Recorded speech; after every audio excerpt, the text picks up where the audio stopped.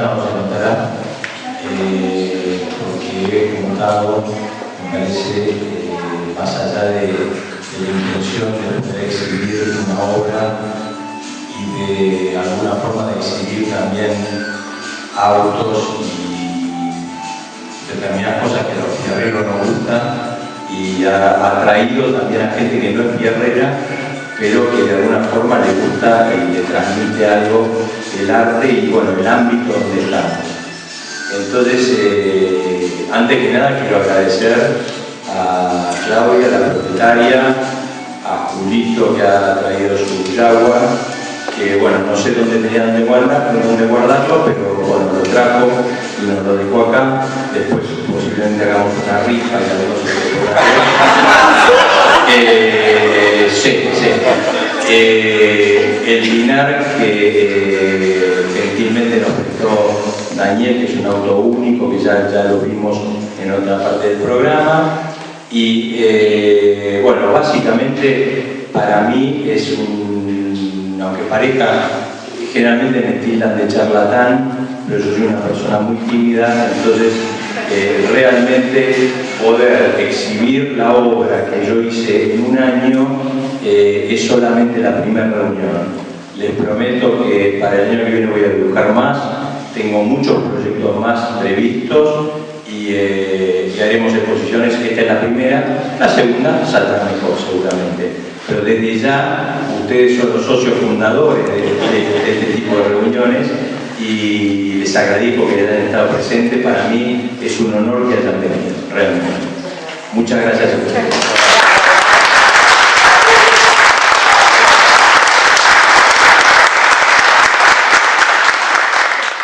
Muchísimas gracias por invitarnos en este espacio, en esta exposición que estás acá mostrando todas tus obras de arte.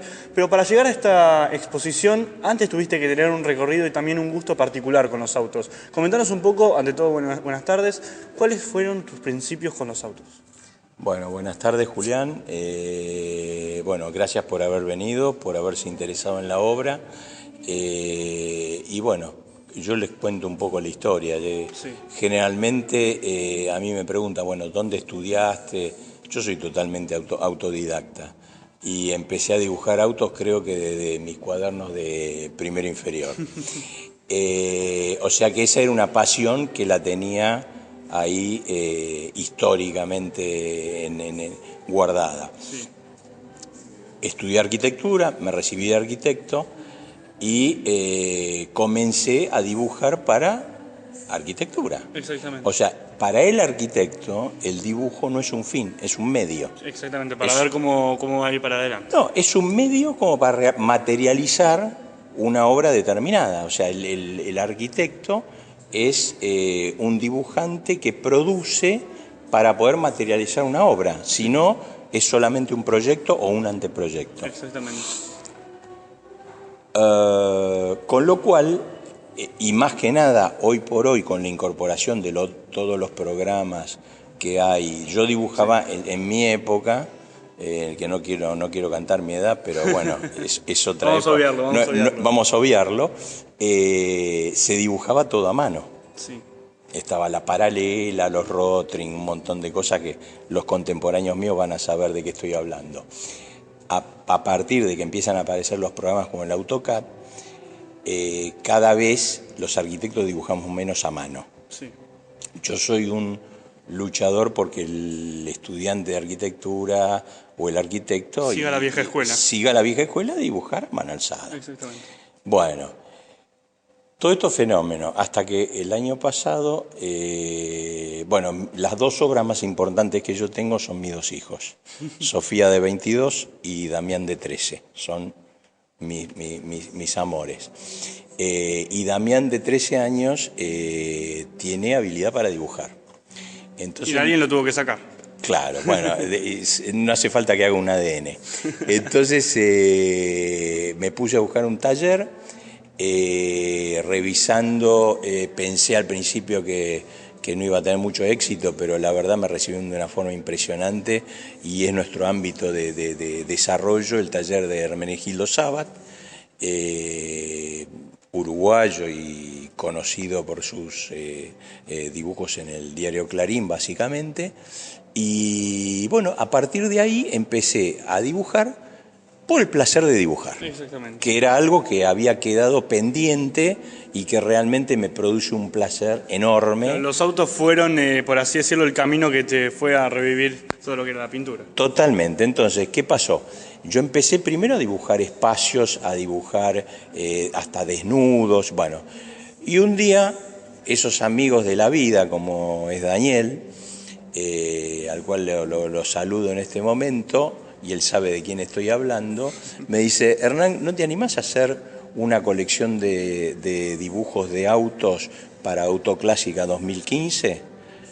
Creo que lo mejor que hiciste fue decir que sí. Bueno, entonces el año pasado empecé con el placer de dibujar por dibujar y a seleccionar los autos que me gustaban a mí dibujar. Sí. Entonces dibujé lo que dirían los americanos una colección ecléctica. O sea, dibujé autos de Fórmula 1 de la época que a mí me gustaban, que yo miraba. ¿Cuál era la época que más te gustaba? La época que corría Reutemann, por ejemplo. O sea, donde vos podías diferenciar un Fórmula 1, vos los pintabas a todos de blanco y sabías cuál era una Ferrari, cuál era un Brabham o cuál era un Tyrrell. Bueno, ahí diferenciamos lo que era esa época y la actual. Vos en la actual los pintás a todos de blanco y son todos iguales. Tienen 48 deflectores, controles y todo. En esa época el piloto tenía más peso y existían personajes como Colin Chapman, que diseñó una cuña, que era un auto del Lotus 72, que es una belleza. Y a partir de eso vienen movimientos totalmente novedosos, sí, como el Lotus, el Tyrrell, el efecto suelo, que después fue suspendido, el auto a turbina, que un Brabham que también después lo hicieron desaparecer, la época de Lauda, la época de Villeneuve, la época también de los 6 ruedas. De los 6 ruedas, o sea, vos fijate que en esa época, ese es un proyecto que tengo pendiente. Bueno. Ese es uno de los que está pendiente, que llegó a ganar en la Fórmula 1. Sí. O sea, por un efecto aerodinámico, hubo alguien que se le ocurrió poner 4 ruedas de un diámetro menor en la parte delantera, sí, y llegaron a hacer prototipos con 4 ruedas en la parte trasera. Exactamente, como lo fue Ferrari. Como lo hizo Ferrari y como lo hizo Williams. ¿Qué quiere decir? Digamos, yo soy un enamorado de esa época, ¿por qué? Porque veía que había investigación, aventura y búsqueda. Eso es un poco una época que me gustó. A partir de mi amigo, que es coleccionista y tiene autos de preguerra, y tuve la gran posibilidad de ir un día donde se fabrican las Bugattis acá en la República Argentina, sí, a lo del señor Anadón, que fabrica los Pursan, empecé a interesarme en autos de preguerra, donde normalmente en esa época se vendía el chasis, no se vendía el auto completo, se vendía el chasis con el motor. Entonces cada ricachón que se podía comprar semejante auto como un Mercedes SSK se lo hacía carrozar por un artesano, que generalmente eran artesanos que venían de hacer carruajes. Entonces le hacían una estructura de madera, lo forraban en tela. Y cada uno tenía su particularidad. Es una cosa de vos podés ver de cada modelo, de cada auto que había en esa época, 10 alternativas distintas, claro, de distintos personajes que se los hacían hacer por Pininfarina o por el que fuese. Sí. Así que, bueno, ese fue otra de las ramas que lo van a ver acá en la exposición. Exactamente. Después está, acá atrás nuestro, hay algunos personajes que tienen que ver más con lo romántico, como este colectivo que me hacía acordar esos colectivos cuando iba al colegio, sí, que estaban todos hechos con una estructura de madera y eran chiquititos. También otra cosa de lo que es actualmente, todo ha cambiado a través del tiempo y también las características que por ahí lo marcaban. En esa época, cuando subías al colectivo, vos ya sabías cuál era el número interno, ya sabías quién era el carrocero, pues en el espejo figuraba quién era la carrocería, y la decoración era personal, pues era de cada, o sea, estaba personalizado cada colectivo. Bueno, Después vamos a ver también el único argentino llamado en Córdoba Caballo de Lona, Jorge Recalde, sí, lamentablemente desaparecido, pero que fue para mí el piloto históricamente el mejor piloto argentino de rally, que fue el único que ganó el rally de la República Argentina, el único argentino. Y bueno, y después yo personalmente tengo una visión del automovilismo argentino que admiro, por ejemplo, el proyecto del Automóvil Club cuando compra 2 Brabham 0 kilómetros. Sí, no, históricamente Carlos Alberto Reutemann había conducido. Totalmente. Y en el debut de Reutemann, en todos los diarios alemanes, dice el gaucho argentino, y se lo llevó a puesto nada más ni nada menos que a Jochen Rindt. Campeón del mundo post-mortem. Ese fue Carlos Alberto Reutemann. El día que los argentinos nos demos cuenta de lo que fue Reutemann, que corrió en Lotus, en Ferrari, sí, en Brabham, sí, las grandes marcas, y él fue un tipo que lo único que creo que yo personalmente no tenía era un carisma, que esto me lo explicó en Monte Carlo el gran periodista del automovilismo argentino, Luis Elías Ojit. Un día que traté de meterme a ver la carrera en el año 79, que Lole llegó segundo, y me fui a verlo con los tifosi italianos. Pero Lole en ese año corría con Lotus y corría con compañeros como Mario Andretti. Exactamente. O sea, Gilles Villeneuve, históricamente, él siempre cuenta que Carlos Reutemann fue su profesor. O sea, él lo idolatraba, porque sí, realmente era un tipo que era un preparador, probador excelente.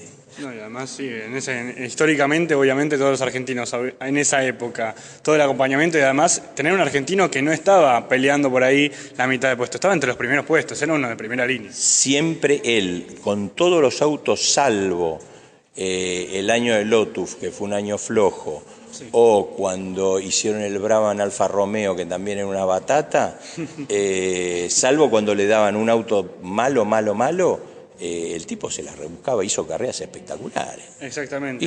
Y bajo la lluvia también. La verdad que todas estas historias y también todo esto fue conjunción de poder hoy en día decir que bueno, estamos acá, la verdad en esta casa, también mostrando una exposición con muchos cuadros, con mucha variedad, como bien me decías, autos clásicos, Fórmula 1, sí, tus cuadros amantes. Sí. Pero bueno, comentanos un poco también la exposición que estamos viendo en el día de hoy, que vamos a estar disfrutando a lo largo del día. Bueno, te cuento. Ya te dije que yo soy arquitecto.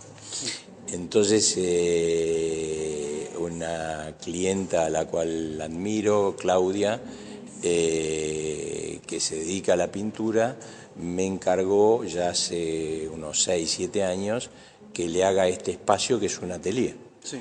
Entonces yo creo que también como arquitecto el ámbito tiene que ver con lo que uno está exponiendo. Entonces vamos a ver que tuvimos por la facilidad de acceso y por la amplitud del lugar y por la altura y todo, pudimos exponer las obras de distintas maneras, pudimos exponer una moto con sidecar que después la vamos a ver en detalle, un Jaguar que está en el acceso, un Dinar, o sea, la idea fue también complementar con algunos autos muy particulares que salen un poco de lo común, sí, y que por distintas razones realmente hacen que sea atrayente la exposición. Exactamente, además me dijiste, acorde las obras al lugar y el lugar acorde a las obras. La incógnita es, ¿qué es este lugar? Bueno, este es un lugar... Más en detalle, obviamente. Un lugar de exposición que en realidad es, para que tengan una idea, es una especie de loft donde hay una infraestructura para poder desarrollar cualquier tipo de exposiciones, sí, o de modas o de autos, y hasta tuvimos la posibilidad de entrar a autos como el Dinar, que lo vamos a ver, que está en el hall de entrada. Exactamente. O sea, fue prevista como para hacer exposiciones de una variedad importante, y tiene toda una iluminación que, bueno, esto ya lo vas a ver cuando vean toda la imagen del lugar, Sí. especial para lo que estamos exponiendo. Exactamente. O sea que es un ámbito especial para una exposición. Con lo cual agradezco desde ya a los propietarios que me han permitido poder desarrollar esta actividad acá y poder mostrar mi obra. La verdad también queremos agradecer desde A Toda Velocidad a vos, Hernán, por habernos invitado, por habernos dejado ver un poco más de lo que son las obras dentro del automovilismo, ver también 3 vehículos como lo fueron el Jaguar, el Denali, acá esta moto, la verdad es que son impresionantes y un gusto poder verla y compartirla, y esperemos que, bueno, que este no sea el primer evento y que se termine, esperemos que sigan con más y esperemos que sigamos con más y no con estas obras, sino que también con mucho más que nos estuviste comentando. Te garantizo que es la primera, no va a ser la última.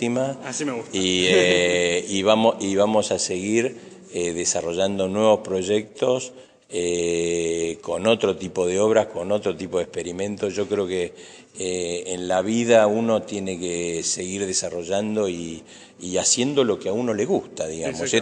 Esto ya te lo dije, para mí es unir 2 pasiones, o sea, es pintar y dibujar por el placer de hacerlo y aparte el automovilismo, que es algo que a mí personalmente yo veo determinados diseños y digo, qué increíble cómo a una persona se le puede ocurrir hacer determinadas cosas, ¿no? Determinados, y conocer mucho más de la historia del automóvil. Exactamente, así que bueno, te dejamos, muchísimas gracias, espero que estés disfrutando de toda esta exposición y esperemos que también, como bien decíamos, que esta no sea la última.